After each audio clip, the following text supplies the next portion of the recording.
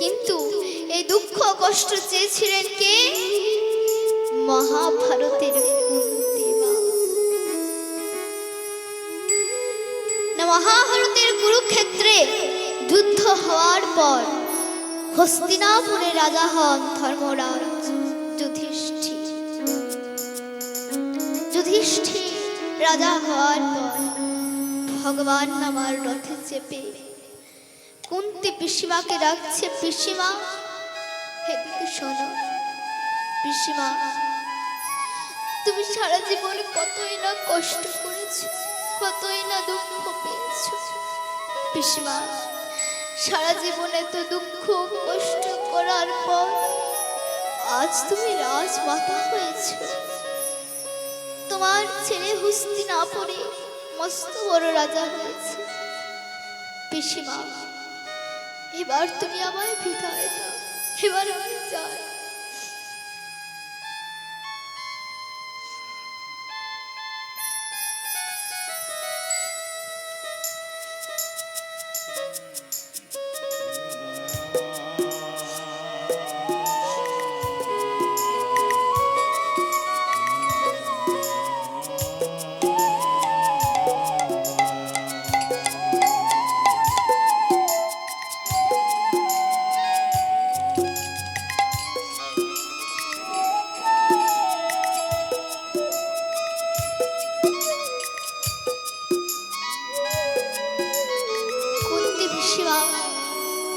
মনে মনে ভাবছে, আরে কৃষ্ণ যখন আমাকে ছেড়ে ঘরে যেত তখন বলতো পিসিমা আমি আসি, আর এখন বলছে যায়, মানে কি কৃষ্ণ কি আর আমাদের কাছে ফিরে আসবে না?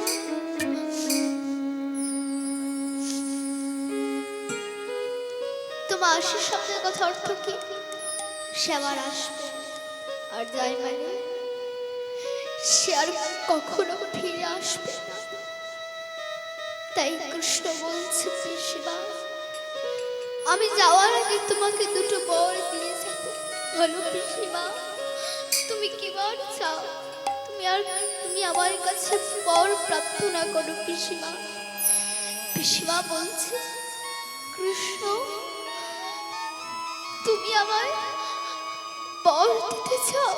কৃষ্ণ তুমি যদি আমায় বর দিতে চাও তবে আমাকে বর দিয়ে যাও। এই রাজ সিংহাসনে বসে যে কটা দিন আমি এই জগতে বেঁচে থাকবো, এই জগতে যত দুঃখ কষ্ট বেদনা আছে সব তুমি আমায় দিয়ে যাও কৃষ্ণ, সব তুমি আমায় দিয়ে যাও। যে সুখ পেলে কৃষ্ণ ভাজা হতে হয়, যে সুখের মধ্যে কৃষ্ণ নেই,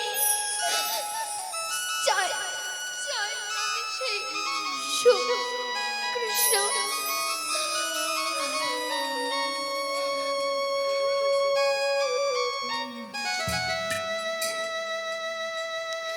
চাই না আমি সেই সুখ। পাশে দাঁড়িয়ে আছে ভীম। ভীম বলছে, মা সারা জীবন এত দুঃখ কষ্ট করার পর সবে মাত্র দাদা রাজা হলো, একটু সুখের আভাস পেলাম। মা তোমার কি সারা জীবন এত দুঃখ কষ্ট করার পর তোমার কি স্বাদ মেটেনি? মা তুমি আবার কেন কৃষ্ণের কাছে দুঃখ কষ্ট চাইছো বলো? মা কুন্তী পিসিমা বলছে, রে ভীম এতদিন দুঃখ কষ্ট ছিল বলে কৃষ্ণ আমাদের সাথে ছিল, তোদের সাথে বন্ধুর মতো ছিল। আজ একটু সুখের আভাস পেতে না পেতে কৃষ্ণ আমাদের ছেড়ে চলে যাচ্ছে। বাবা বল বাবা, ওই রাজ সিংহাসনে বসে কৃষ্ণকে হারানো ভালো নাকি কৃষ্ণকে সাথে নিয়ে জঙ্গলে থাকা ভালো? বলো বাবা।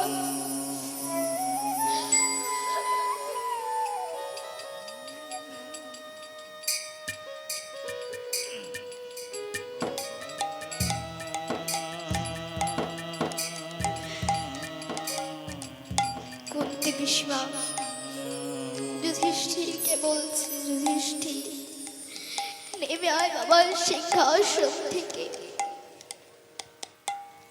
ওই সিংহাসনে বসলে যে সারা জীবনের মতো কৃষ্ণ হতে হয়। এত বড় ত্যাগ দেখে ভগবান আমার রথ থেকে নেমে কুন্তি পিসিমাকে জড়িয়ে ধরে বলছে, পিসিমা তুমি আমায় এত ভালোবাসো যে আমার জন্য তুমি রাজ সিংহাসন ত্যাগ করতে চাও। পিসিমা আমি তোমার ভালোবাসায় বাধা পড়ে গেলাম। এবার যখনই তুমি আমায় ডাকবে, স্মরণ করবে, আমি তোমার কাছে চলে আসবো। পিসিমা আমি তোমার কাছে চলে আসবো। তাই মা, ভগবানকে পেতে গেলে কিছু ত্যাগ করতে হয়। ত্যাগ না করলে বা ভগবানকে পাওয়া যায় না। নিতাই গৌর সীতানন্দ প্রেমানন্দে হরি হরি। কৃষ্ণ কেশব হে রাধা মাধব, তোমার করুণা যে অপার, তোমার করুণা যে অপার। কৃষ্ণ কেশব হে রাধা মাধব, তোমার করুণা যে অপার,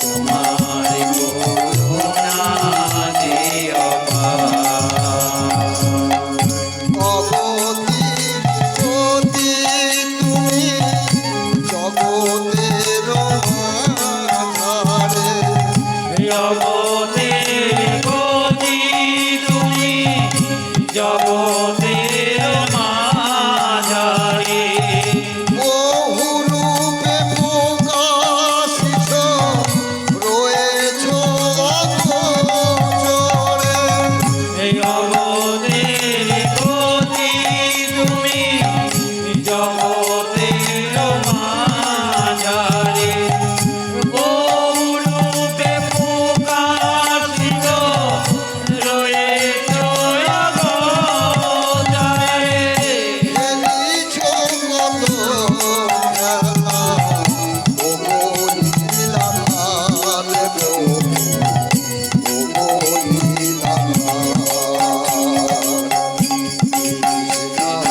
লীলালাল। হে রাধা মাধব তোমার করুণা যে অপার, তোমার করুণা হে অপার, তোমার করুণা যে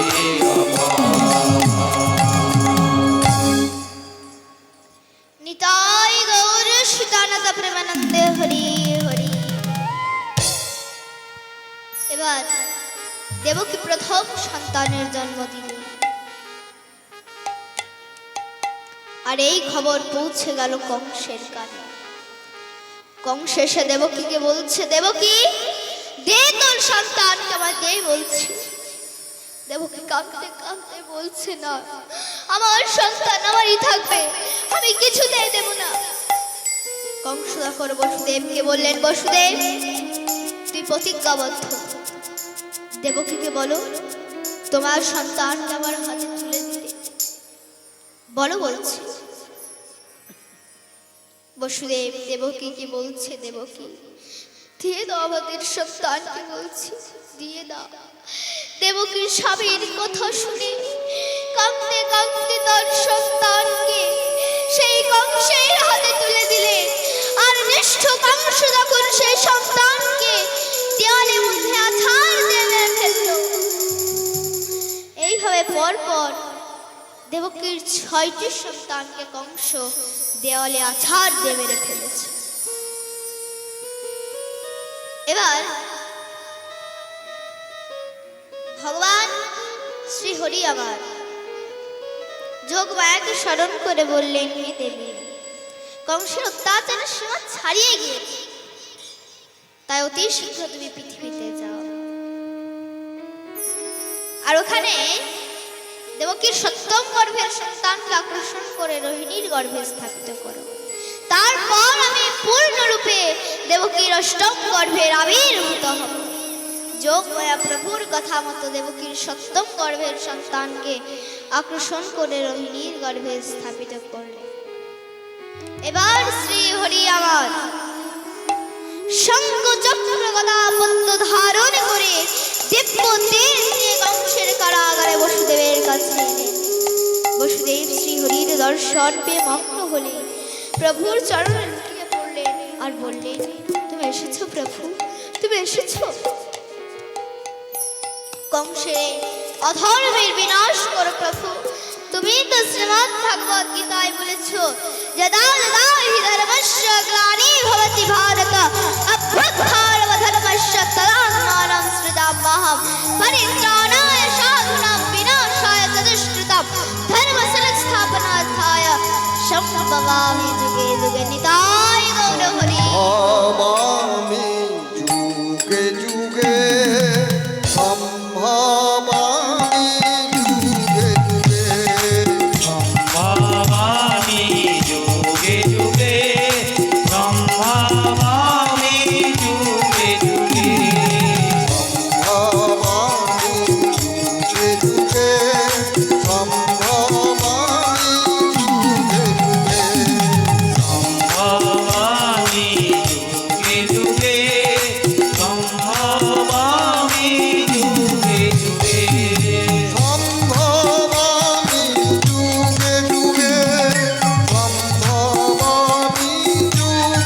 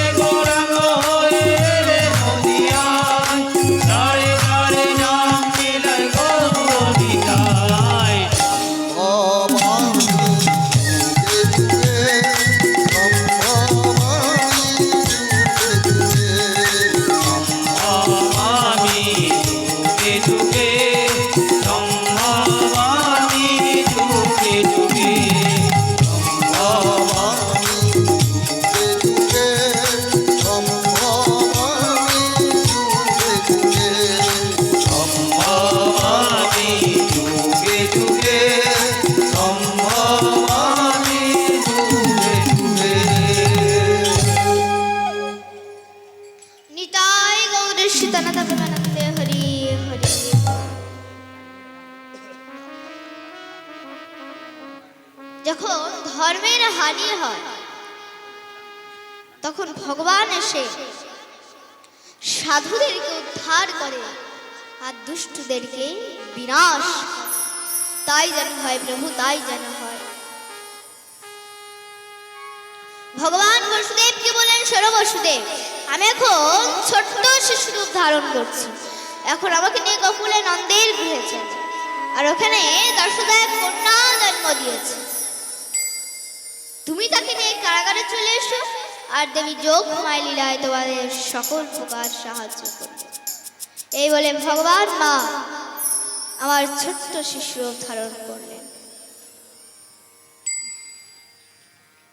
এই বলে ভগবান আমার ছোট্ট শিশু রূপ ধারণ করলেন। তোমার কখন ভগবান আবির্ভূত হয়েছে? তোমার কখন ভগবান আবির্ভূত হয়েছিলেন? না, ভাদ্র মাসে কৃষ্ণপক্ষে অষ্টমীর তিথি রোহিণী নক্ষত্রে রাত্রি 12টায় আমার ভগবান শ্রীকৃষ্ণ আবির্ভূত হলেন। এই বলে মা ভগবান আমার ছোট্ট শিশু ধারণ করলেন। আর দেবী যোগ মায়ার দ্বারা কারাগারের দরজা খুলে গেল, বসুদেবের হাতে পায়ে শিকল খুলে গেল, বাহরির আশা মৃত্যুমগ্ন হয়ে গেল। সেই সময় বসুদেব ভগবানকে একটা টকরির মধ্যে রেখে মাথায় করে নিয়ে বসুদেব যখন যমুনার কাছে এসেছে, সে ভাবছে এখন আমি কি করে যমুনা পার হব। তখন দেখতে পেল যে একটা শিয়াল বেরিয়ে গেছে। বসুদেব মনে মনে ভাবছে, শিয়াল যখন বেরোতে পারছে তাহলে আমি বেরোতে পারবো না। এই বলে সে শিয়ালের পিছন পিছন হাঁটতে লাগলেন। তোমার শিয়াল আর কেউ ছিল না, যোগ মায়া ছিল। বসুদেব যখন যমুনা পার হচ্ছেন তখন হঠাৎ করে ঝড় বৃষ্টি আরম্ভ হলো। তাই ভগবানের অঙ্গে যেন জল না পড়ে, তাই জন্য শেষ নাগ প্রভুকে ঘিরে ঘিরে বসুদেবের পিছন পিছন হাঁটতে লাগলেন। এদিকে দেবী যমুনা দেখছেন যে প্রভুর চরণ স্পর্শ করে একটু শুধু, তাই হঠাৎ করে যমুনাতে জোয়ার এলো আর বসুদেবের আমরা ডুবে গেল। তখন দেবী যমুনা ভগবানের চরণ স্পর্শ করে ধন্য হল। বসুদেব ভগবানকে নিয়ে গোকুলের নন্দের গৃহে এলেন এবং ওখানে ভগবানকে রেখে দিয়ে এসে সে কন্যা সন্তানকে নিয়ে আবার মথুরায় কারাগারে ফিরে এলেন। আবার দেবী যোগ মায়ার দ্বারা বসুদেবের হাতে পায়ে শিকল লেগে গেল, আবার কারাগারের দরজা বন্ধ হয়ে গেল। এরপর কংসের কাছে খবর গেল দেবকীর অষ্টম গর্ভের সন্তান প্রসব হয়েছে। এই শুনে কংস দৌড়ে কারাগারে এসে দেখলেন যে দেবকীর কন্যা সন্তান হয়েছে। তখন কংস হুঙ্কার দিয়ে বললেন, এ কি, এটা কি করে সম্ভব? দেবকীর অষ্টম গর্ভের সন্তান তো পুত্র হবার কথা ছিল, কিন্তু এটা তো দেখছি কন্যা সন্তান। তবে যাই হোক না কেন, আমি একে হত্যা করব। এই বলে দেবকীর হাত থেকে সেই সন্তানকে ছিনিয়ে নিয়ে যেই না দেওয়ার মধ্যে আছাড় মারতে যাবে, অমনি সেই সন্তান হাত থেকে পড়ে থেকে উঠে দৈববাণী করণ্ড হাস্য করে বলতে লাগলো, যোগ মায়ের রূপ ধারণ করে বলতে লাগলেন, ওরে মূর্খ কংস, তোরে বধিবে যে গোকুলে বাড়িছে সে। মানে তোকে যে বধ করবে সে গোকুলে জন্ম নিয়ে নিয়েছে। এদিকে নন্দলে ভগবান শ্রীকৃষ্ণ জন্মোৎসব খুব ধুমধাম করে পালন হচ্ছে। একেই তোমার নন্দ বাবা মা যশোদা বৃদ্ধ বয়সে সন্তান হয়েছে, আর বৃদ্ধ বয়সে সন্তান হলে একটু বেশি আনন্দ হয়। তো আসুন আজকে আমরা গোকুলে গিয়ে গোকুলবাসীদের সঙ্গে একটু আনন্দ করি। তো আজকে গোকুলবাসীগণ কি বলে নৃত্য করছে গো মা?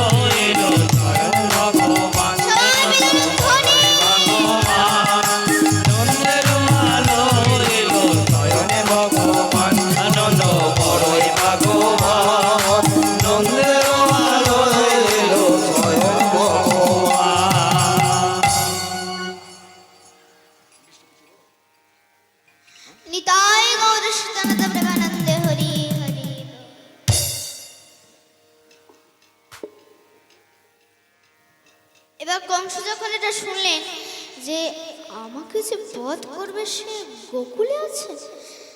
তাই কংস তখন পুতনা রাক্ষসকে বলল যে যাও, গোকুলে যত নবজাত শিশু আছে তাদেরকে সব হত্যা করো।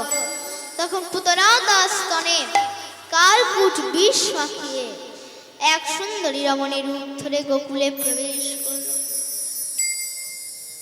আর যত নবজাত শিশু ছিল সবাইকে সে তার কালকূট বিষ মাখানো স্তনপান করতে লাগলো। এইভাবে সে সব নবজাত শিশুকে হত্যা করতে লাগলো। এরপর যখন অন্তরে গিয়ে ভগবান শ্রীকৃষ্ণ নিজের স্তনপান করাতে গেলেন, তখন ভগবান পুতনার শরীরে যত রক্ত ছিল সব তিনি পান করে নিলেন, আর পুতনার মৃত্যু হলো। কিন্তু যেহেতু পুতনা ভগবানকে স্তনপান করাতে এসেছিলেন, তাই ভগবান পুতনাকে মা ভেবে তাকে বৈকুণ্ঠ ধাম প্রাপ্ত করলেন। এবার পুতনাকে যখন সৎকার্য করানো হচ্ছে, তখন পুতনার শরীর থেকে সুগন্ধ বেরোচ্ছে। শুনেই তো রাজা পরীক্ষিত চমকে। রাজা পরীক্ষিত তখন শ্রী শুকদেব গোস্বামীকে প্রশ্ন করলেন, হে শ্রী শুকদেব গোস্বামী, এটা কি করে সম্ভব? জগতের সাধারণ মানুষকে পোড়ালে তার মধ্যে থেকে দুর্গন্ধ বেরোয়, কিন্তু এতে এক দুষ্ট রাক্ষস, এর মধ্যে থেকে কি করে সুগন্ধ বেরোয়? শ্রী শুকদেব বললেন, ভগবান যারা একবার স্পর্শ করেছেন তার মধ্যে কি আর কোনো দুর্গন্ধ থাকতে পারে?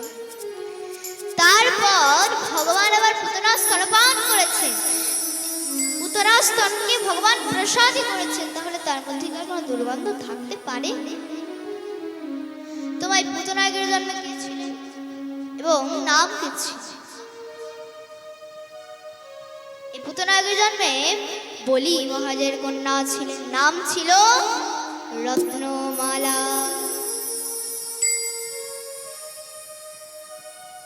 ভগবান যখন বামন অবতার নিয়ে সে বলির কাছে কিছু দান চাইতে গেলেন, তখন রত্নমালা মনে মনে ভাবলেন, আহা, এরকম যদি আমার পুত্র হতো, আমি নিজের স্তনপান করাতাম। অন্তর্যামী ভগবান বুঝতে পারলেন, মনে মনে কথা দিয়ে দিলেন, যা, তোর আশাও পূর্ণ হবে। এবং ভগবান যখন 3 পায়ে সে বলির কাছ থেকে সব হরণ করে নিলেন, তখন রত্নমালা মনে মনে ভাবলেন, এরকম যদি আমার পুত্র হতো, আমি স্তনে কালকূট বিষ মাখিয়ে ওকে খাইয়ে মেরে ফেলতাম।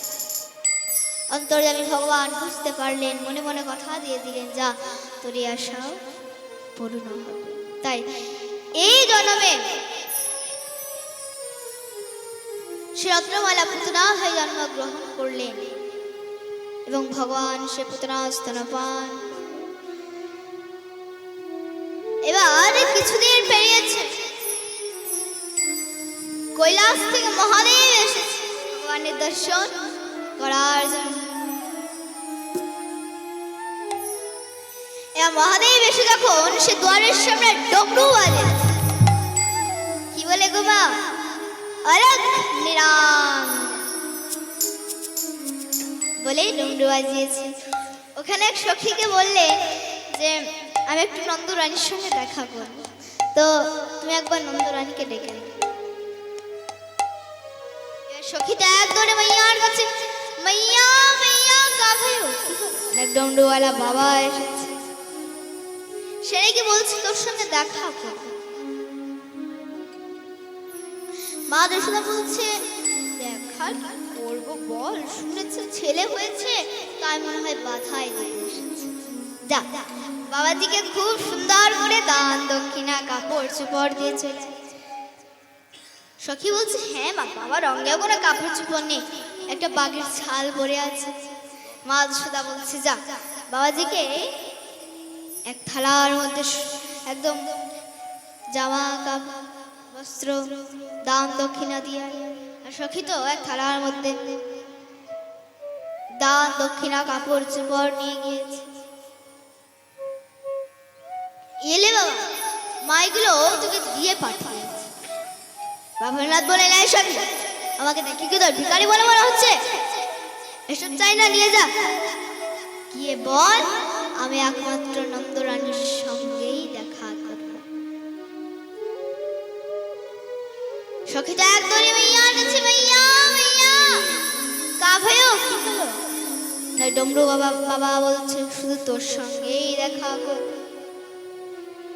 মা দোষটা মনে মনে ভাবছে হয়তো কোথাও কিছু কম পড়েছে ওই জন্য ডেকে পাঠিয়েছে যা এবার বাবাজিকে একদম বেশি করে সোনা হীরা মুক্তা মনে সব বেশি করে দিয়ে চলে দেখ তাহলে খুশি হয়ে যাবে সখী তো একদম সোনা হীরা মুক্তা মোহর যা পেরেছে একদম বেশি করে নিয়ে গিয়েছে এলে বাবা মায়েগুলো তোকে বিশেষ কিছু দাম দিয়েছে বাবা ভোলেনাথ মনে মনে ভাবলেন এই তো সত্যিকারে আমাকে ভিখারি ভেবে নিয়েছে দাসী যা এনেছিল তার 4 গুণ ভোলেনাথ নিজের মাথার খুলি থেকে বের করে দাসীকে দিয়ে দিয়ে দেখবেন মা ভোলেনাথের কাছে একটা ছোলা থাকে ওই ছোলাতে একটা মরা মাথার খুলি থাকে ওই খুলি থেকে বের করে দাসীকে দিয়ে দিল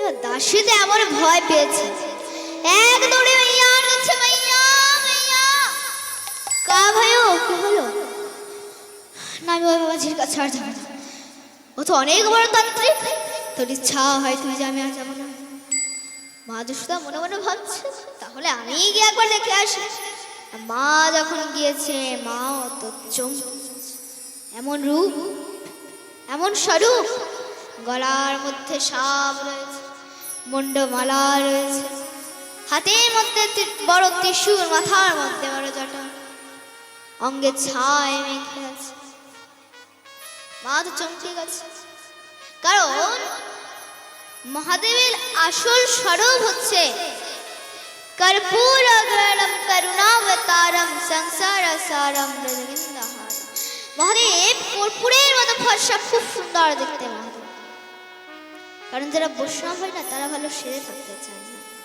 তাই মহাদেব এরকম ভাবে ছাই ফর্সা মেখে থাকেন ঠিকই কিন্তু মহাদেব খুব সুন্দর দেখতে মাও তো চমকে গেছে মা বলছে হ্যাঁ বলো বাবা ভোলেনাথ বলেন মাইয়া আমি অনেক দূর থেকে এসেছি আমি কৈলাস থেকে এসেছি তোর লাল্লার দর্শন করার জন্য একবার তোর লাল্লার দর্শন করিয়ে দে আগে একবার ছেলেকে পুতনার করে দিয়েছিল সেই থেকে মার ছেলেকে বের কর মা বলছে দেখ বাবা তোর যা চাই তুই আমাকে বল কিন্তু লাল্লার দর্শন হবে না মানে হবে না ভোলেনাথ বলেন ঠিক আছে আমি কৈলাস থেকে এসেছি তোর একবার লাল্লার দর্শন করিয়ে দে মা বলছে না দেখ বাবা তুই কৈলাস থেকে আর যেখান থেকে আয় লাল্লার দর্শন হবে না মানে হবে না ভোলেনাথ বলেন ঠিক আছে তোর ছেলে আজ না কাল তো বড় হবে তখন খেলতে খেলতে বাইরে বেরোবে আমি তখনই একবার দর্শন করে যাব ততদিন পর্যন্ত তোদের বৃক্ষের সামনে তোদের এই ঘরের সামনে বসে থাকবো মা যশোদা বলছে ঠিক আছে ওখানেই বসে থাক ভোলেনাথ ওখানে ত্রিশূল দিয়ে বসে গেছে মা মনে মনে ভাবছি ও আর কতক্ষণ থাকবে 2, 3, 4 ঘন্টা ঠিক চলে যাবে কিন্তু মা কি আর জানে এই যোগী সাধারণ যোগী নয় এই যোগী আদি যোগী মহাযোগী একবার যেখানে ত্রিশূল গেলে বসে যায় সে 5-10 হাজার বছর তো দেখতে দেখতে পেরিয়ে যায় মা পার্বতীর সঙ্গে কথা বলতে বলতে ভোলেনাথ এমন সমাধিতে বসেছে যে 87,000 বছর পেরিয়ে গেছে মা তো চলে গেল ভোলেনাথ ওখানেই বসে বসে ভগবানকে ডাকছে হে প্রভু হে গোবিন্দ আমি কি তোমার দর্শন পাবো না প্রভু কিছু তো কৃপা করো প্রভু কিছু তো কৃপা করো তোমার ভগবান যে বাঞ্ছা কল্পতরু মা ভক্তের ডাকে তিনি ছুটে আসে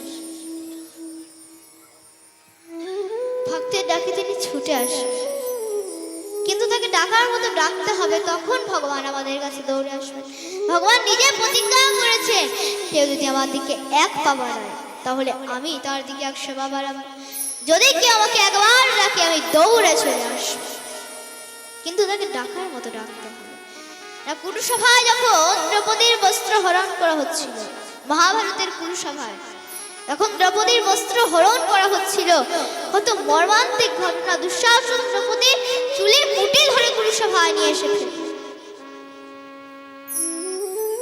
ওখানে দ্রৌপদী 5 স্বামী বসে আছেন তাদেরকে দ্রৌপদী ডাকছে কিন্তু তারা যেন সামনে আসতে পারলেন না। দুঃশাসন দ্রৌপদীর বস্ত্র টানছে। একবার দ্রৌপদী পিতামহ ভীষ্মের কাছে যাচ্ছে। হে পিতামহ ভীষ্ম, আমাকে রক্ষা করুন, রক্ষা করুন। এই কুরুসভায় আমাকে নগ্ন করা হচ্ছে, উলঙ্গ করা হচ্ছে। আমাকে রক্ষা করুন, রক্ষা করুন। কৃপাচার্যের কাছে যাচ্ছে একবার। হে কৃপাচার্য, এই কুরুসভায় আমাকে উলঙ্গ করা হচ্ছে, নগ্ন করা হচ্ছে। আমাকে রক্ষা করুন, রক্ষা করুন। কিন্তু একজনও সামনে আসতে পারলেন না। ওখানে দ্রৌপদী কতজন পিতার সমান বসে আছেন, কিন্তু তারা কাঁদছেন, কিন্তু তাদেরও কিছু করার নেই।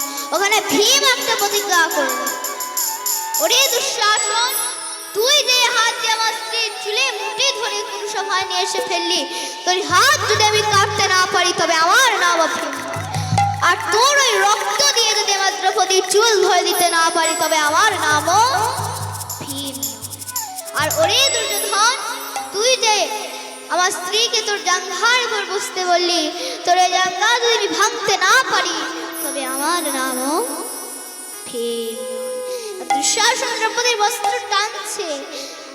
যখন দ্রৌপদী দেখছে আর আমাকে কেউ রক্ষা করতে আসছে না, তখন দ্রৌপদী নিজের শক্তি দিয়ে নিজেকে বাঁচাবার চেষ্টা করলেন, কিন্তু দুঃশাসনের মতো বলবানের সামনে নিজেকে রক্ষা করতে পারছে না। যখন দ্রৌপদী দেখছে আমার শক্তি কোনো কাজে আসছে না, তখন দ্রৌপদী নিজের শাড়ি ছেড়ে দিয়ে দোনো হাত করে করে দিব্য গোবিন্দকে ডাকা শুরু করে দিলেন। শ্রীকৃষ্ণ দ্বারিকাবাসী কৃষ্ণ গোপী জনপ্রিয়া করবে পরিভূতানাং কিম নবস্যসি কেশব। হে দ্বারিকাধীশ, তুমি কি দেখতে পাচ্ছ না এই ভরা সভার মধ্যে আমাকে নগ্ন করা হচ্ছে, আমাকে উলঙ্গ করা হচ্ছে? হে গোবিন্দ, এই নারী দেহ তুমি দিয়েছ, এই নারী দেহকে ঢাকার জন্য লজ্জাও তুমি দিয়েছ। তাই আজ যদি আমার লজ্জা ভঙ্গ হয় তবে এটা আমার লজ্জা নয়, এটা তোমার লজ্জা, তোমার অপমান নয়,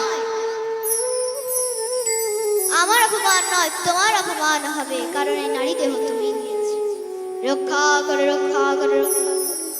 তো ভগবান আমার কিঞ্চিত ক্ষণমাত্র দেরি করেন, সঙ্গে সঙ্গে ভগবান দ্রৌপদী রক্ষা করলেন। তো ভগবান কি আসেনি? এসেছেন, কিন্তু কখন? যখন দ্রৌপদী ভগবানকে ডেকেছে। জীব যতক্ষণ পর্যন্ত গোবিন্দের শরণাগত হবে না ততক্ষণ পর্যন্ত ভগবান কাছে আসতে চান না। তাই আমাদের সকলকে ভগবানের শরণাগত হতে হবে, তখন ভগবান আমাদের কাছে দৌড়ে আসবে। ভগবান যে আমার পরম কৃপালু, পরম দয়ালু। ভগবান আমার কেমন কৃপালু দেখুন না, ভৃগু ঋষি নামে এক ঋষি ছিল। তো তিনি একবার যজ্ঞ করছিলেন। যজ্ঞ করতে করতে সে ভৃগু ঋষির মনে বিচার এলো যে আমি যে যজ্ঞ করছি এই যজ্ঞের ফলটা কার কাছে গিয়ে পৌঁছচ্ছে। দেখতে দেখতে এখানে নারদ মুনি এসে হাজির। ভৃগু ঋষি নারদ মুনিকে বললেন, বাহ, আপনি ঠিক সময় এসে হাজির হয়েছে। না, আমার মধ্যে প্রশ্ন এসেছে যে আমি যে যজ্ঞ করছি এই যজ্ঞের ফলটা কার কাছে গিয়ে পৌঁছাচ্ছে। তখন নারদ মুনি বললেন, আপনার এই যজ্ঞের ফল ত্রিদেবের মধ্যে একজনের কাছে গিয়ে পৌঁছাচ্ছে। তোমা ওই ত্রিদেবকে ব্রহ্মা, বিষ্ণু, মহেশ, তো ত্রিদেবের মধ্যে আপনাকে পরীক্ষা নিতে হবে। ত্রিদেবকে ভৃগু ঋষি বলেন, কিভাবে পরীক্ষা নেব? নারদ মুনি বললেন, আপনি ত্রিদেবের কাছে গিয়ে অনেক উল্টো পাল্টা কথা বলবেন এবং যার মধ্যে রাগ আছে, যার মধ্যে ক্রোধ আছে, তাকে আপনি ভাববেন যে তিনি ত্রিগুণাতীত এবং যে যার মধ্যে রাগ নেই, যার মধ্যে ক্রোধ নেই, তাকে আপনি ভাবেন যে তিনি ত্রিগুণাতীত, ওনার কাছে আপনার এই যজ্ঞের ফল পৌঁছচ্ছে। ভিক্ষুটি সেই পরীক্ষা নিচ্ছে। প্রথমেই গিয়েছে ব্রহ্মার কাছে। ব্রহ্মার কাছে গিয়ে তো একদম যা মন তাই বলেছে।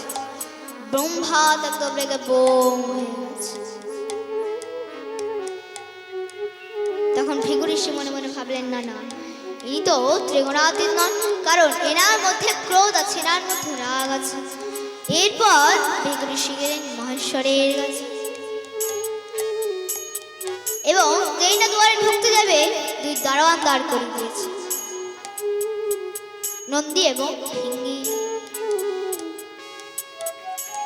নন্দী ভিঙ্গি বলছে, দাঁড়ান ঋষিবর, আগে মহেশ্বরের কাছে আদেশ নিয়ে আসবো, তবেই আপনি প্রবেশ করুন। ভৃগু ঋষি তখন ক্রুদ্ধ হয়ে গেলেন, রেগে গিয়ে বললেন, আরে ঋষিবরদের জন্য আদেশ। ভৃগু ঋষি তো একদম ঢুকে পড়েছে, মহেশ্বর তো একদম রেগে গেছে, আরে আমার আদেশ না নিয়ে ঋষিবর ঢুকে পড়েছে। তখন ভৃগু ঋষি মনে মনে ভাবলেন, না না, ইনি তো ত্রিগুণাতীত নন, কারণ এনার মধ্যে ক্রোধ আছে, রাগ আছে। এরপর ভৃগু ঋষি গেলেন বিষ্ণুর কাছে। তখন বিষ্ণু ধ্যান করছে। ভৃগু ঋষি গিয়েছে, প্রথমবার ডেকেছে, বিষ্ণু ধ্যান ভঙ্গ হয়নি। দ্বিতীয়বার ডেকেছে, বিষ্ণু ধ্যান ভঙ্গ হয়নি। তৃতীয়বার ডেকেছে, বিষ্ণু ধ্যান ভঙ্গ হয়নি। এইভাবে অনেকবার ডাকার পর যখন বিষ্ণু ধ্যান ভঙ্গ হয়নি, তখন ভৃগু ঋষি ক্রুদ্ধ হয়ে গেলেন, রেগে গিয়ে ভৃগু ঋষি বিষ্ণুর মুখে পদাঘাত করলেন। আর পদাঘাত করতে বিষ্ণু ধ্যান ভঙ্গ হয়ে গেল। আর বিষ্ণু ধ্যান ভঙ্গ হতে বিষ্ণু ভৃগু ঋষির চরণ দুটোকে জড়িয়ে ধরে বলছে, হে মুনিবর, আমার হৃদয় কঠিন আর আপনার চরণে কোমল, আপনার চরণে কোন আঘাত লাগেনি তো মুনিবর। তোমায় হচ্ছে ভক্ত আর ভগবানের মধুর মিলন, মধুর প্রেম, মধুর ভালোবাসা। যদি কেউ ভক্তির মতো ভক্ত হতে পারে, ভগবান আমার কখনো কখনো সে ভক্তের চরণ সেবা করেনি। সুধা মায়ের চরণ দুটোকে ভগবান ধুয়ে দেননি, ভৃগু ঋষির চরণ দুটোকে ভগবান জড়িয়ে ধরেন। তা যদি কেউ ভক্তের মতো ভক্ত হতে পারে, ভগবান কখনো কখনো সে ভক্তির চরণ সেবা করে। আর ভগবান যে আমার ভক্ত বৎসর, ভগবান ভক্তের জন্য কি না করেন, ভগবান ভক্তের জন্য সবকিছু করতে পারে।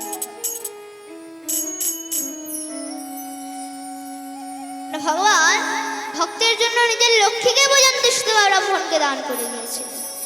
একদিন সুতবা ব্রাহ্মণ ভগবানের তপস্যা করছিল। ভগবান প্রকট হলেন। তখন সুতবা ব্রাহ্মণ বললেন, হে প্রভু, আমাকে বরদান দিন যাতে আমি আপনার লক্ষ্মীকে পত্নী রূপে পাই।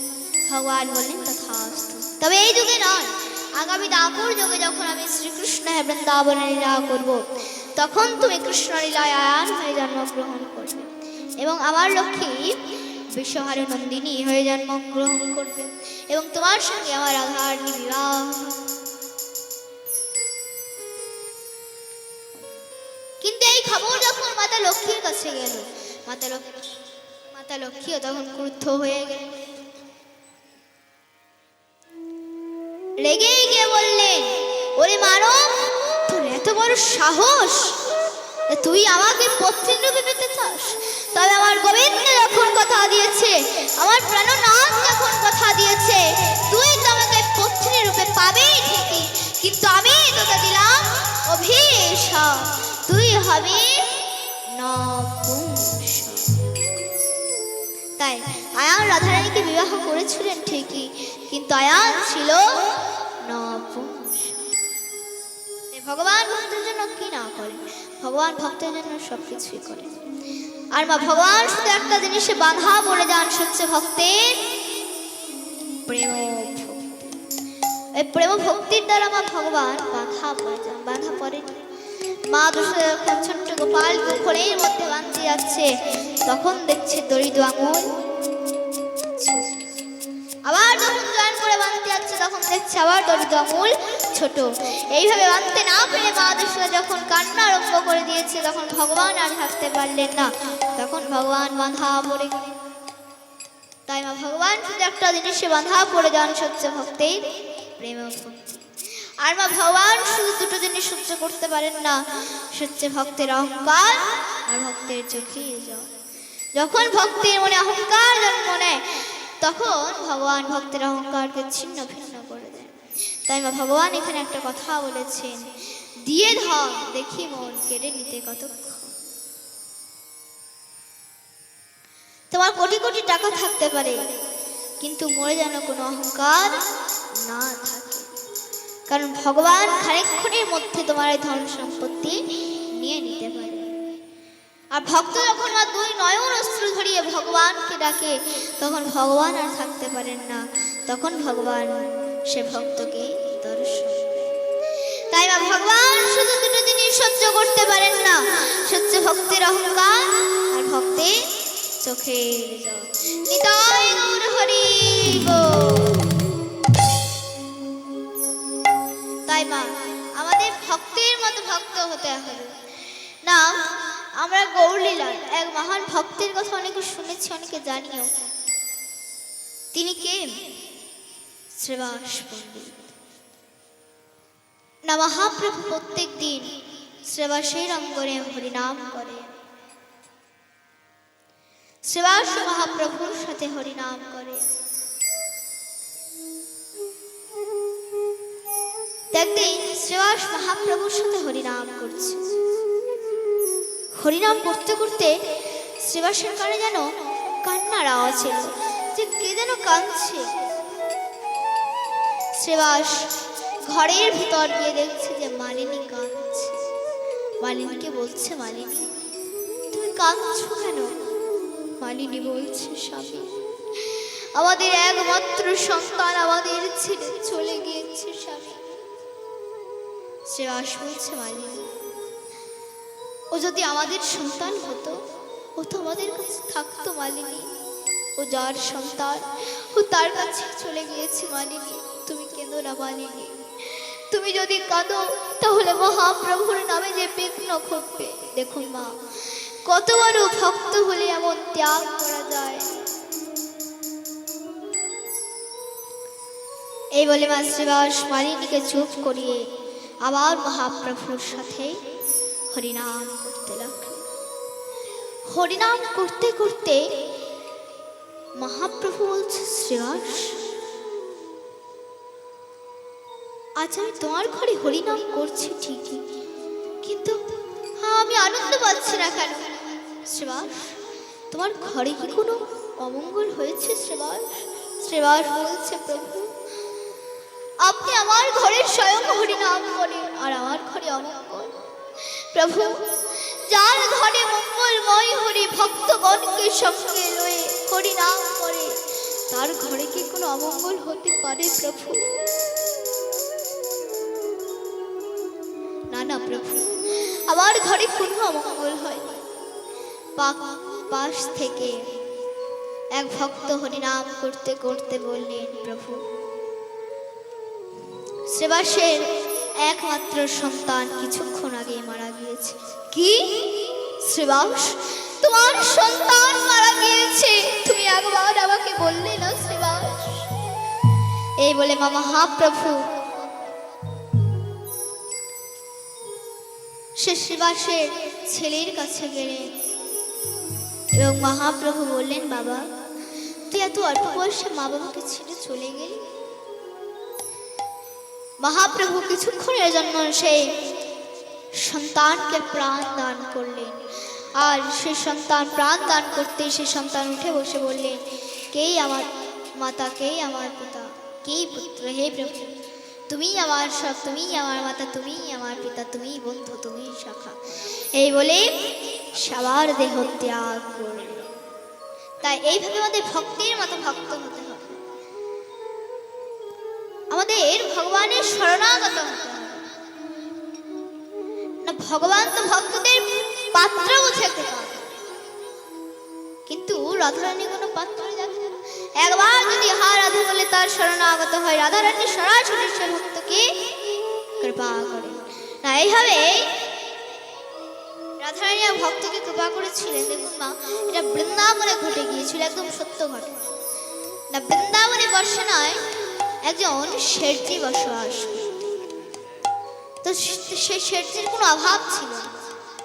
3 ছেলে বিয়ে দিয়েছে, ঘরে বৌমা এসেছে, তার কোনো অভাব ছিল না। ধন সম্পত্তি টাকা পয়সা সবই ছিল, কিন্তু সে সকল সময় চিন্তিত থাকতো যে আমার যদি একটা কন্যা সন্তান থাকতো তাহলে কতই না ভালো হতো। কারণ কন্যা সন্তান বাবার প্রতিবেশীর টান থাকে। তাহলে আমার যদি একটা কন্যা সন্তান থাকতো। এইভাবে একদিন চিন্তা করছে এবং দোকানে বসে আছে। তো দিকে একজন বৈষ্ণব পেরিয়ে যাচ্ছিলেন। সে বৈষ্ণব যখন শেঠজিকে দেখলেন, মনে মনে ভাবলেন, আরে শেঠজির তো কোনো অভাব নেই, কিন্তু শেঠজির হয়ে দুঃখিত হয়ে কেন বসে আছে, দেখি তো গিয়ে। এ বলে গিয়েছে, গিয়ে বলছে, শেঠজি আপনার তো কোনো অভাব নেই, 3 ছেলে বিয়ে দিয়েছেন, ঘরে বৌমা এসেছে, কিন্তু আপনি এভাবে চিন্তিত হয়ে কেন বসে আছেন? শেঠজি বলছে, হ্যাঁ আপনি ঠিকই ধরেছেন, আমি চিন্তিত হয়ে বসে আছি। কারণ আমার তো ধন সম্পত্তি টাকা পয়সা সবই আছে, কিন্তু আমার যদি একটা কন্যা সন্তান থাকতো তাহলে কতই না ভালো হতো। তখন সে বৈষ্ণব বললেন, শেঠজি আপনি চিন্তা করছেন কেন? ওই যে বৃন্দাবনে বর্ষায় ওর যে কিশোরী যে ওই রাধারানী, আপনি ওনাকেই মেয়ে ভেবে নিন। আর শেঠজি এই জগতের মেয়ে আজ না কাল তো আপনাকে ছেড়ে চলেই যাবে শেঠজি, কিন্তু একবার চিন্তা করুন, আপনি যদি একবার রাধারানীকে মেয়ে ভেবে নেন এবং রাধারানী একবার যদি আপনাকে পিতা ভেবে নেন এবং রাধারানী জনম জনম ধরে আপনার পাশে থাকবে। শেঠজি বললেন, হে ব্রাহ্মণ, আপনি আমার দিব্য চক্ষু খুলে দিলেন। এই বলে শেঠজি দৌড় একটা দোকানে গেলেন। দোকানে গিয়ে এই রাধারানী একটা আলেখ্য নিয়ে এলেন, একটা পিকচার নিয়ে এলেন এবং শালেক্ষটাকে নিয়ে দৌড়ে বাগিচায় গেলেন। বাগিচাতে গিয়ে কিছু পুষ্প চয়ন করে নিলেন এবং বর্ষানায় গেলেন। বর্ষানাতে গিয়ে পূজারীকে বললেন, হে পূজারীজি, আমার এই রাধারানী আলেখ্যটাকে এখানে প্রসাদী করুন। পূজারীজি রাধারানী আলেখ্যটাকে প্রসাদী করে দিলেন এবং শেঠজির হাতে দিলেন। এবং যেই না শেঠজির হাতে দিলেন, শেঠজির মনে একটা আনন্দের উদয় হলো যে সত্যি রাধারানী আমাকে পিতা ভেবে নিয়েছে এবং আমি রাধারানীকে মেয়ে ভেবে নিয়েছি। এইভাবে শালেক্ষটাকে পূজা করে এবং ঘরে রাখে। সকল সময় রাধা রাধা রাধা রাধা নাম জপ করে। খাবার সময় হা রাধা, স্নান করার সময় হা রাধা, পথে হাঁটবার সময় হা রাধা, সকল সময় রাধা রাধা নাম জপ করে। একদিন ওদিকে একজন চুড়িওয়ালা গিয়েছে চুড়ি বিক্রি করতে। কারণ বৃন্দাবনে বর্ষায় সখীরা চুড়ি পরতে খুব ভালোবাসে।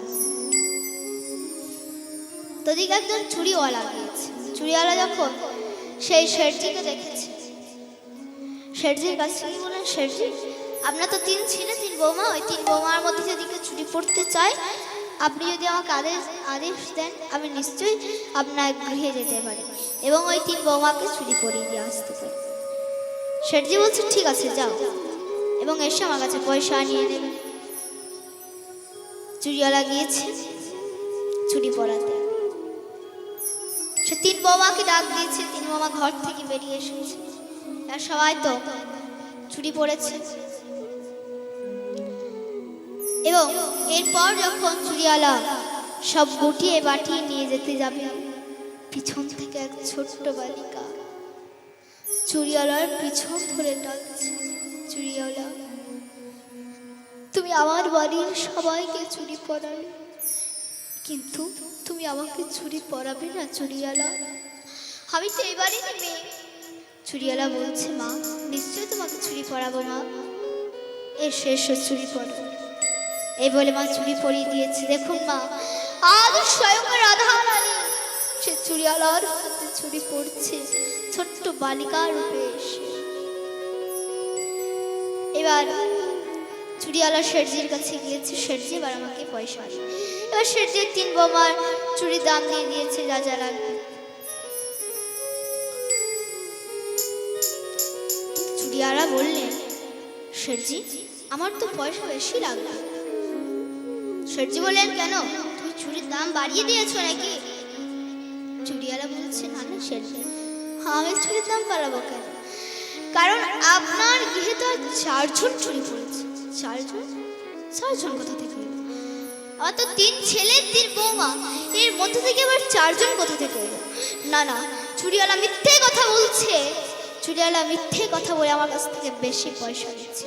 চুড়িওয়ালা, তুমি আমার কাছ থেকে মিথ্যে কথা বলে তাই বেশি পয়সা নিচ্ছ, চলে যাও বলছে এখান থেকে।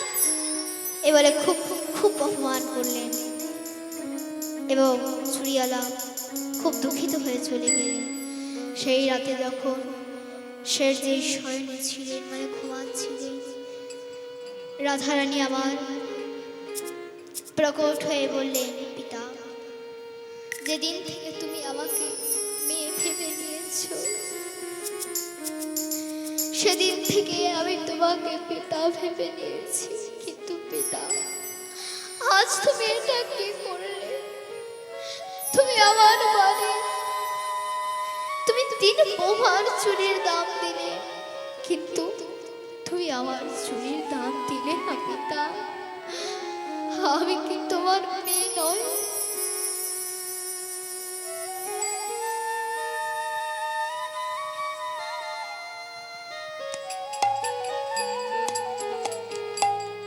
এই স্বপ্ন দেখে একদম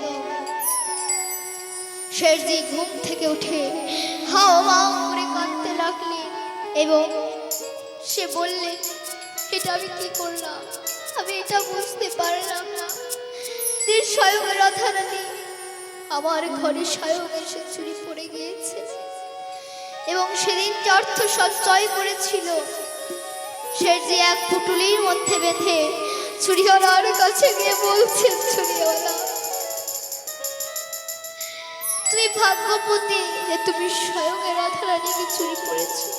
তুমি ঠিকই বলেছিলে আমার গৃহে 4 জন চুরি পড়েছে, আর একজনকে ছিল জানো, স্বয়ং রাধারানী তোমার হাতে চুরি পড়েছে। এই শুনে চুড়িওয়ালাও তো হাও মাও করে কাঁদতে লাগলে। মনে মনে ভাবলেন, আরে আমি স্বয়ং রাধারানীকে চুরি পড়ালাম, রাধারানী আমাকে কেন দর্শন দিল না? রাধারানী আমাকে কেন কৃপা করলো না, ধরা দিল না? এই বলে দুজনাই প্রেমে পাগল হয়ে গেলেন এবং দুজনাই সেদিন থেকে রাধারানীর ভজন করতে বেরিয়ে পড়লেন। নিতাই গৌর সীতানাথ প্রেমানন্দে হরি হরি।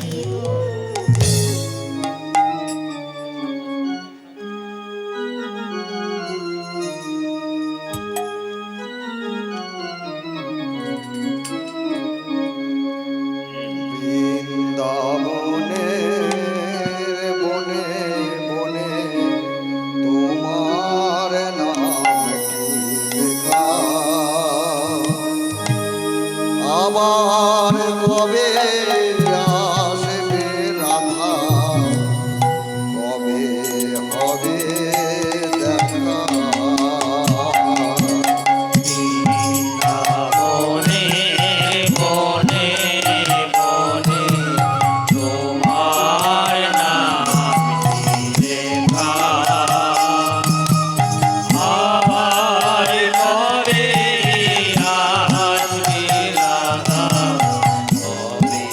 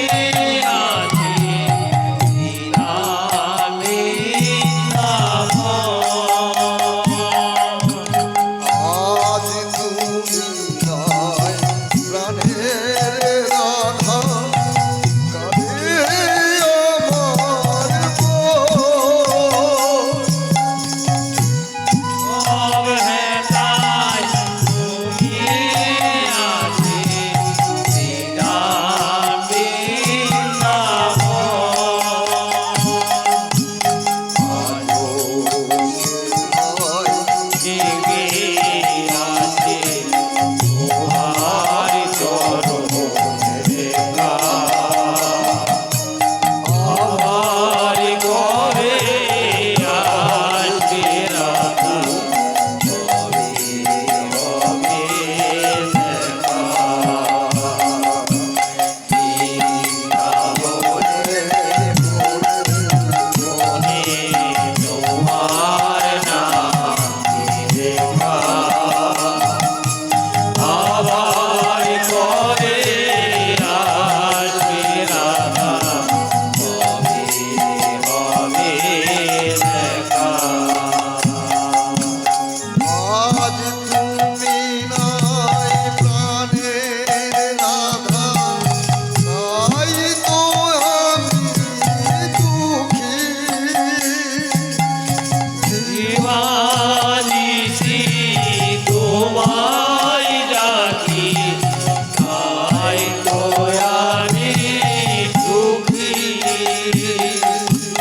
আজ তুমি আমার প্রাণের রাধা তাই তো আমি দুঃখী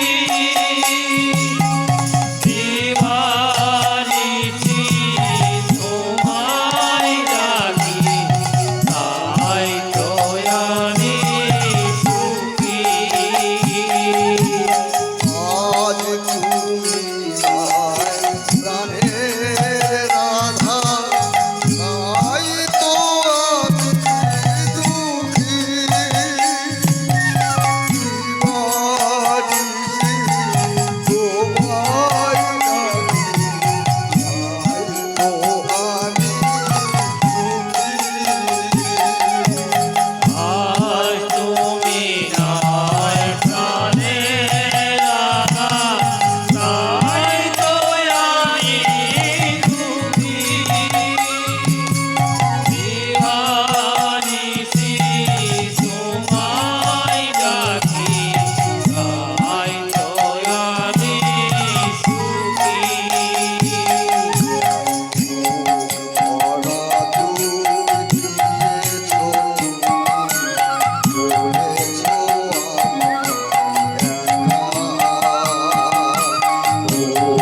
ভরা লোক দিয়েছ তুমি করেছ আমায় একা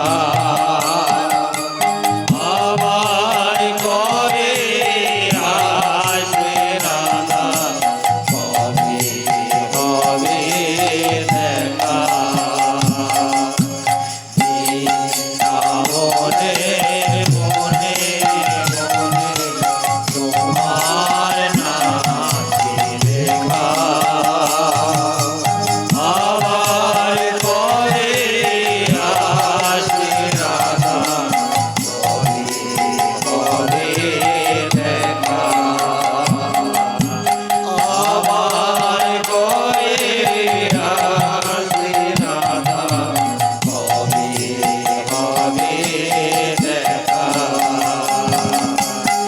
আবার করে আসবে রাধা হবে হবে দেখা নিতাই গৌর সীতারাধা প্রেমানন্দে হরি হরি।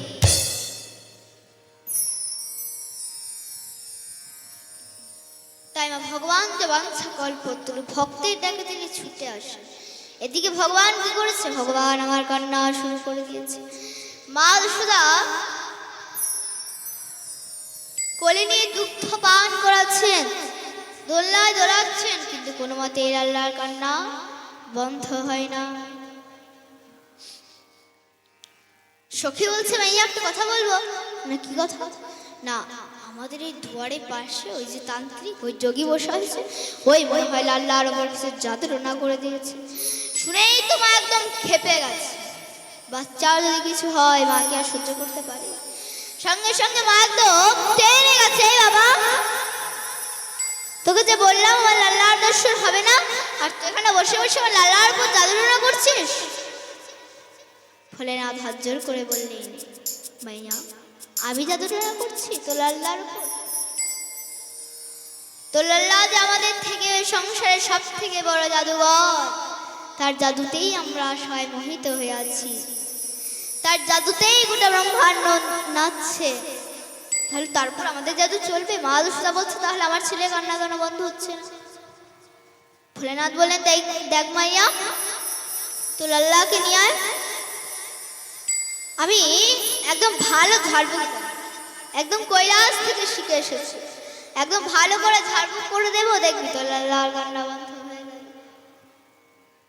মা দুষ্টা ছোট্ট লাল্লাকে একদম ঢাকা ঢুকো দিয়ে নিয়ে এসেছে, নেবে ঝাড়ফুঁক করে দেবে।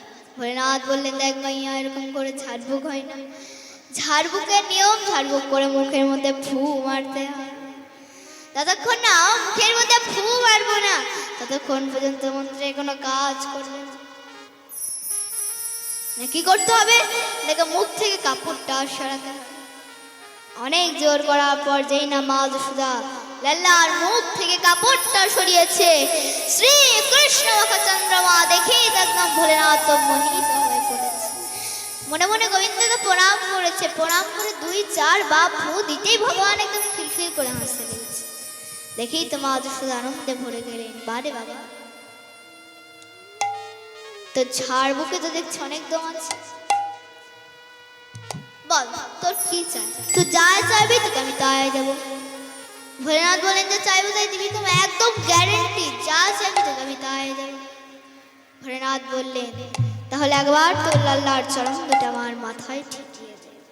ভোলেনাথ বললেন না, মা যশোদা বললেন না, এটাও সম্ভব না,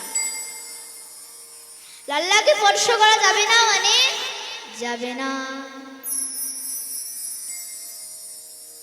মা তো হাঁটতে লেগেছে, লাল্লা আবার কান্না শুরু করে দিয়েছে। মা যশোদা আবার নিয়ে এসে বলছে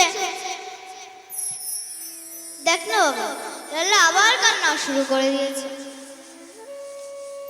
লাল্লা আবার কান্না শুরু করে দিয়েছে। ভোলেনাথ বলেন দেখ মাইয়া, আমি যা বলছি তাই কর, তোর ছেলের চরণটা আমার মাথায় ঠেকিয়ে দে। কেন? তোর ছেলের চরণের লক্ষণগুলো বুঝে আবার একটা মন্ত্র পড়ে দেবো এবং ফু মেরে দেব, দেখবি তোর লাল্লার কান্না একদমই বন্ধ হয়ে যাবে। অনেক জোর করার পর মা যশোদা যেই না লাল্লার চরণ দুটো ভোলেনাথের মাথায় ঠেকিয়েছে, সেই ভগবান একদম খিলখিল করে হাসতে লেগেছে। দেখেই তো মা যশোদা আনন্দে ভরে গেলেন। বারে বাবা, তোর ঝাড় বুকে তো দেখছি অনেক দম আছে, একটা কাজ কর, তুই এখানেই থেকে যা। ভোলেনাথ বললেন ঠিক আছে, তাহলে আমার জন্য একটা মন্দির করে দে। এবার সেখানে মা যশোদা খুব সুন্দর করে মন্দির নির্মাণ করলেন,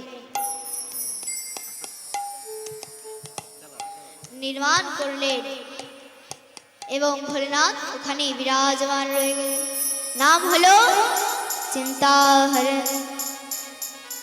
বল চিন্তাহরণ মহাদেবে কি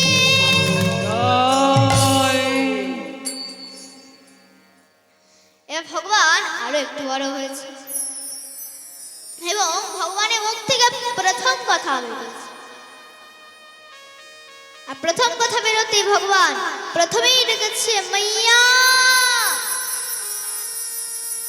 এই মাইয়ারা শুনে মা যশোদা পাগলের মতো ছুটতে ছুটতে চলে আসছে। মা যশোদা ছোট লালাকে বলছে, লালা কি বললি আরেকবার বল। মাইয়া। এই খবর যখন নন্দ বাবার কাছে গেল, নন্দ বাবাও খুব খুশি হলেন এবং সেদিন নন্দলে উৎসব পালন, খুব ধুমধাম করে নন্দ উৎসব পালন হলো। একবার ভগবান মা যশোদা যমুনা থেকে স্নান করে এসে দেখছে লাল্লা নেই। আরে লাল্লা কোথায়, লাল্লা কোথায়? ভান্ডারার ঘরে এসে দেখছো বাবা, বাবু মাখনের হাড়ির মধ্যে হাত ঝুঁকে বসে আছে।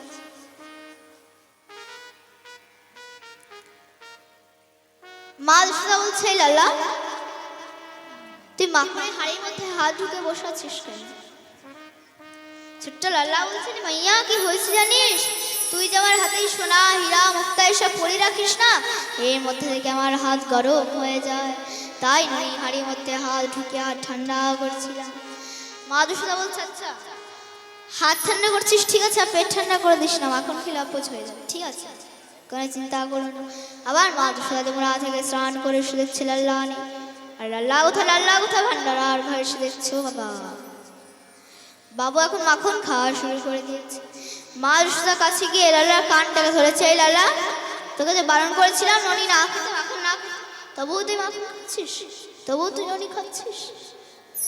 তখন ছোট্ট লাল্লা কি বলছে, ओ मैया मोरी मैंने ही माखन खाया, ओ मैया मोरी मैंने ही माखन खाया। না না মা, আমি মাখন খাইনি। মা যশোদা বলছে, আচ্ছা তুমি মাখন খাওনি, তাহলে তোমার মুখে কি করে ননি রাখলো? তো ভগবান হচ্ছেন সব থেকে বড় চোর। ভগবানের মতো চতুর এই জগতে কেউ নেই।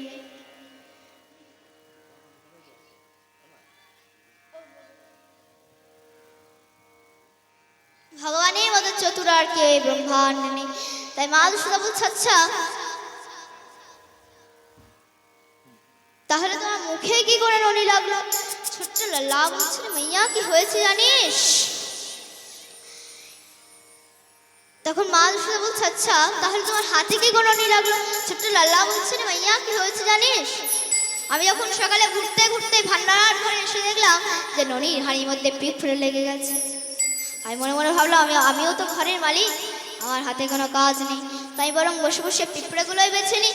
ওই পিঁপড়ে বাঁচতে গিয়ে আমার হাতের মধ্যে ননি লেগে গেছে। মা যশোদা বলছে, আচ্ছা হাতে নয় লেগেছে ঠিক আছে, কিন্তু মুখে কি করে লাগলো? ছোট্ট লাল্লা বলছে, মাইয়া কি হয়েছে জানিস? তবে শোন।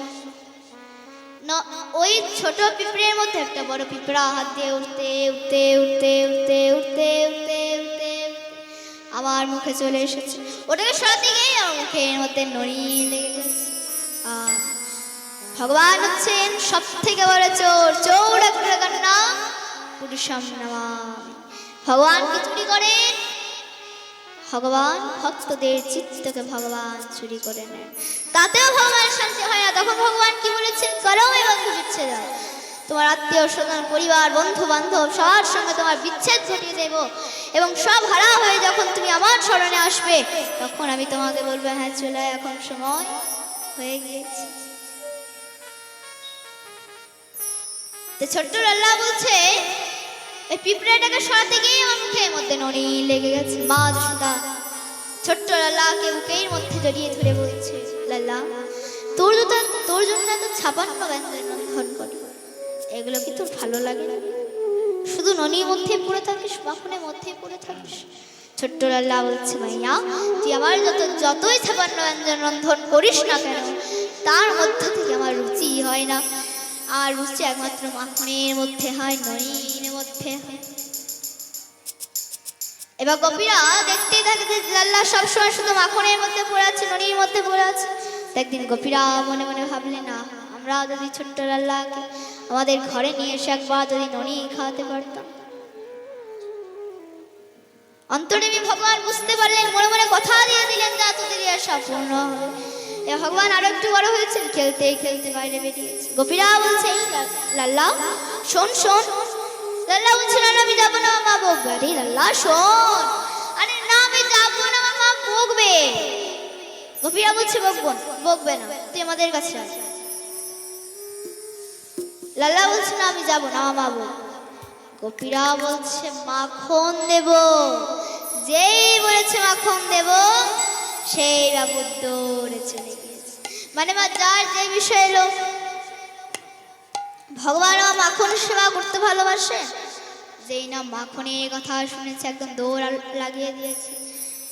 আসলে তো অনেকে আমার মায়েরা বসে আছেন, তাদের ফুচকার এখন তাদেরকে যদি বলা হয় যে চল না অমুক জায়গায় এরকম করে ফ্রিতে ফুচকা দিচ্ছে, চল না একটু খেয়ে আসে, একদম লাইন লাগিয়ে দেবে। তাই ভগবান আমার ননি খেতে ভালোবাসে, যেই না ননির কথা শুনেছে দৌড় লাগিয়ে দিয়েছে।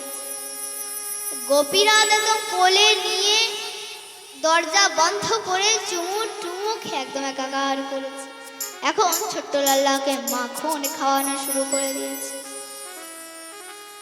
এইভাবে চলতেই থাকে। কাল গোপীর ঘরে পশু এই গোপীর ঘরে তো সেই গোপীর ঘরে। মাখন খেতেই থাকে। এই দেখে একদিন রাখাল বালকগণ বলছে কানার সঙ্গে,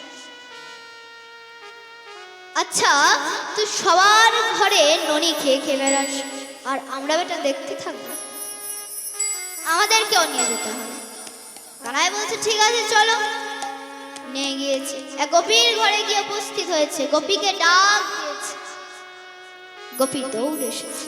রে কানাই, কিছু হয়েছে নাকি, এত দল মিলে এসেছিস? কানাই বলছে না না কিছু হয়নি, আমরা সবাই ননি খেতে এসেছি। গোপীগণ বলছে এতজন মিলে? কানাই বলছে কেন, আমার সব বন্ধুদেরকে খাবে না? গোপীগণ বলছে আচ্ছা আমরা কি ঠেকা দিয়ে রেখেছি, পালা এখান থেকে।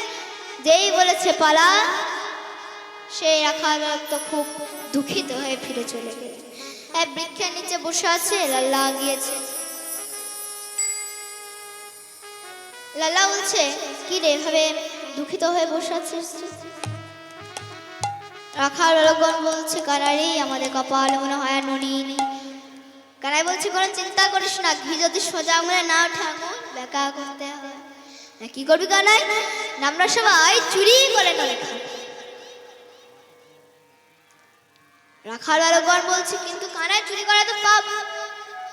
তখন কানাই বললেন হ্যাঁ নিশ্চয়ই পাপ, কিন্তু নিজের ঘরের জিনিস নিজে চুরি করে খাওয়া পাপ নয়। আর এমনিতেও বৃন্দাবনের সমস্ত ঘর তো আমারই, চল আমরা সবাই চুরি করে ননি খাবো। এই বলে চুরি করে ননি খেয়েছে। এভাবে চলতেই থাকে। কাল ওই গোপীর ঘরে চুরি করে ননি খেয়েছে, পরশু গোপীর ঘরে চুরি করে ননি খাচ্ছে, তো সে গোপীর ঘরে চুরি করে ননি খাচ্ছে। একদিন সমস্ত ব্রজগোপীগণ মিলে মা যশোদার কাছে নালিশ জানাতে গিয়েছে। এবার মা যশোদার কাছে নালিশ জানাতে গিয়েছে। মা যশোদাকে ডাক দিয়েছে, মা যশোদা দৌড়ে এসেছে। কানাই, আরে গোপী তোরা এত জন মিলে এসেছিস, কিছু হয়েছে নাকি? কি হয়েছে? গোপীগণ বলছে আরে কি হয়েছে না বলে কি হয়নি সেটা বল। তোর ছেলেকে সাবধান করে দে বলছি, তোর ছেলের জ্বালায় আমরা গোকুলেই থাকতে পারবো না। গোপীগণ নালিশ জানাচ্ছে তোর ছেলের জ্বালায় আমরা গোকুলেই থাকতে পারবো না, না তোর ছেলে আমাদের ঘরে চুরি করে ননি খাচ্ছে।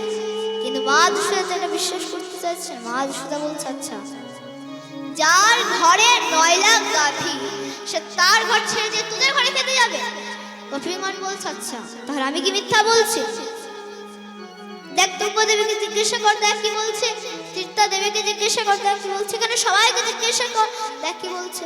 মা যশোদা সবাইকে জিজ্ঞাসা করেছে, কিন্তু সবাই এক উত্তর দিয়েছে যে তোর ছেলে আমাদের ঘরে চুরি করে ননি। মা যশোদা বলছে আচ্ছা ওইটুকু ছেলে কতই খেয়েছে, হয়তো 200-300 গ্রাম খেয়েছে ননি, ও আমার কাছে নিয়ে যাস। গোপীগণ বলছে আচ্ছা আমরা কি এতই ভিখারি 200-300 গ্রামের ননির জন্য তোর কাছে আসবো?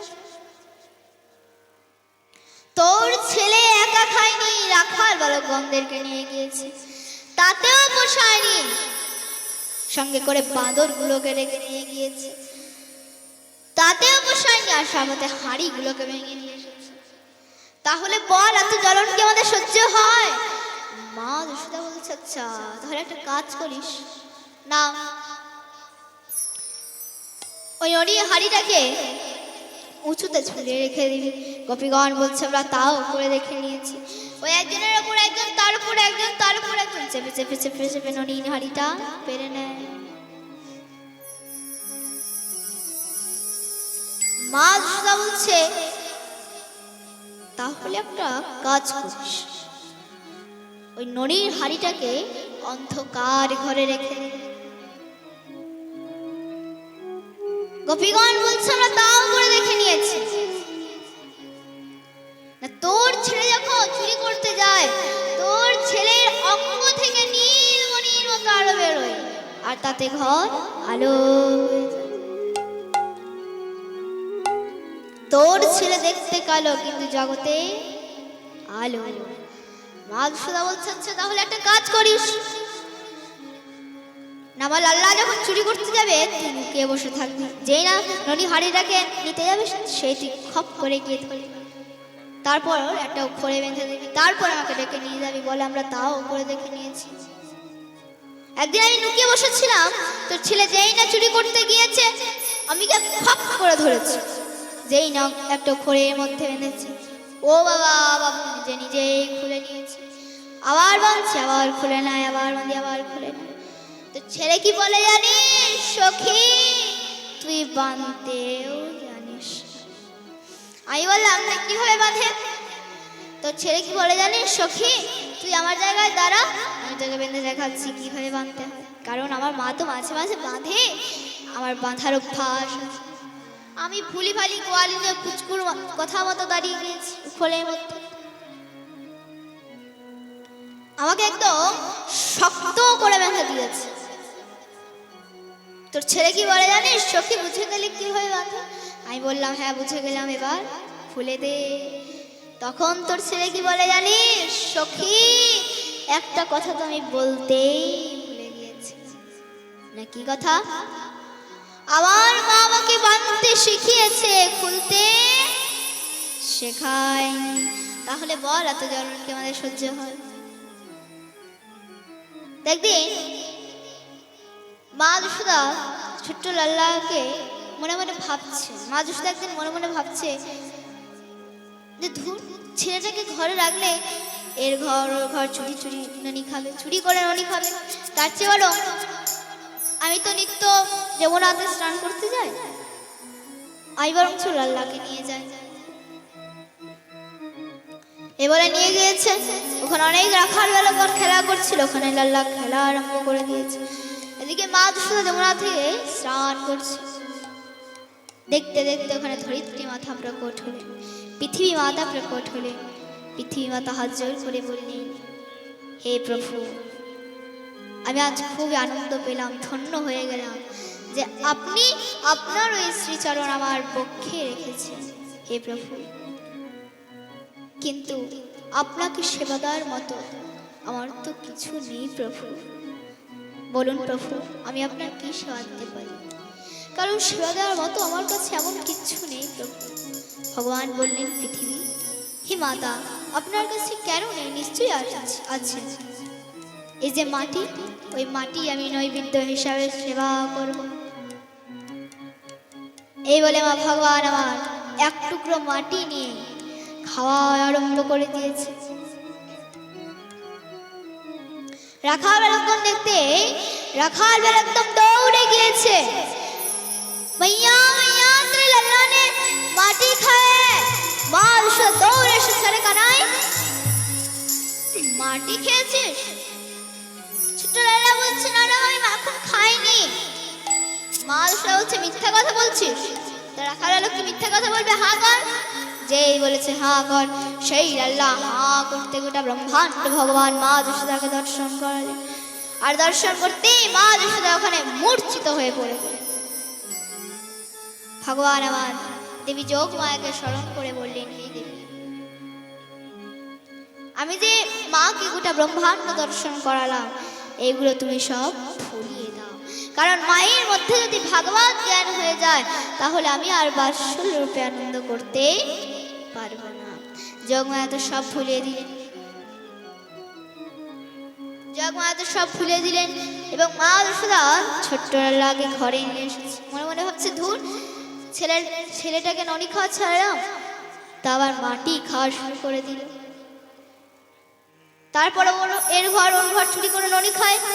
কারণ ঘরে দাসীরা বানায় তো, হয়তো ননির মধ্যে কোনো স্বাদ হয় না। তাই আজকে আমি নিজের হাতে দুগ্ধ মন্থন করবো, ননি বানাবো লাল্লার জন্য।